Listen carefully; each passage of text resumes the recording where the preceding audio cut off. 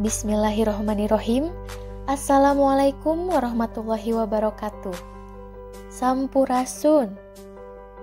Wilujeng tepang sareng simkuring sapara kanca di kelompok hiji kelas 4A Program Studi Pendidikan Bahasa Sunda Fakultas Pendidikan Bahasa dan Sastra Universitas Pendidikan Indonesia.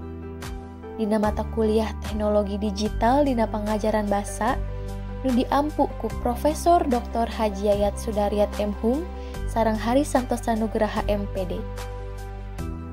Dina ieu video teh simkuring sapara kanca baris medar kumaha cara ngalarapkeun aplikasi Sunda App pikeun pangajaran paribasa Sunda.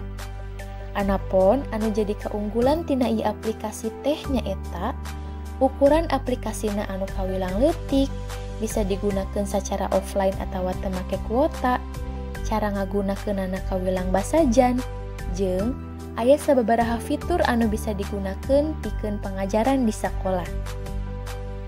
Tah, ayeuna mah urang langsung wae kana lengkah-lengkah dina ngalarapkeun aplikasi Sunda App pikeun pangajaran paribasa Sunda. Anu kahiji, tangtuna wae urang kudu ngaunduh heula aplikasi Sunda App dina HP. Carana teh nyaeta buka aplikasi Google Play Store, tuluy ketik dina kolom pencarian Sunda spasi App. Geus kitu, pilih aplikasi Sunda App anu warnana ungu jeung logona teh aya gambar kujang di tengah. Tuluy klik jeung unduh eta aplikasina.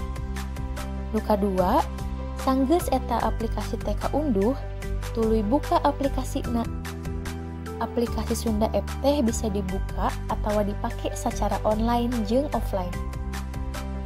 Nu katilu, nalika aplikasi Sunda App geus dibuka, dina tampilan mimiti teh aya rupa-rupa fitur pangajaran anu bisa digunakeun dina ieu aplikasi.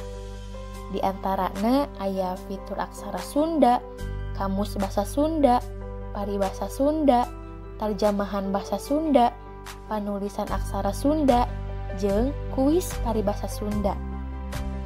Kusabab nu rek digunakeun teh fitur paribasa Sunda, ukituna urang tinggal klik fitur paribasa.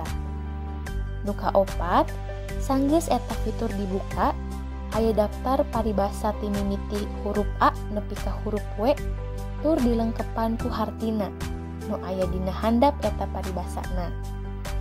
Nu kalima, nalika urang bingung dina neangan harti paribasa, kusabab loba pisan daftarna, urang bisa ngetik paribasa dina kolom pencarian. Contona, urang ngetik paribasa HD Gogog HD Tagog, tah langsung aya eta paribasa lengkep jeung hartina.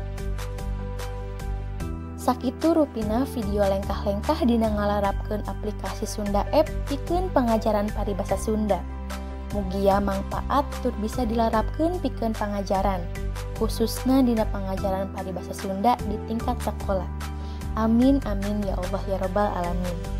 Hapunten bilihna aya kakirangan, simkuring sapara kanca ti kelompok hiji, amit mundur amit mungkur, hatur nuhun. Wassalamualaikum warahmatullahi wabarakatuh.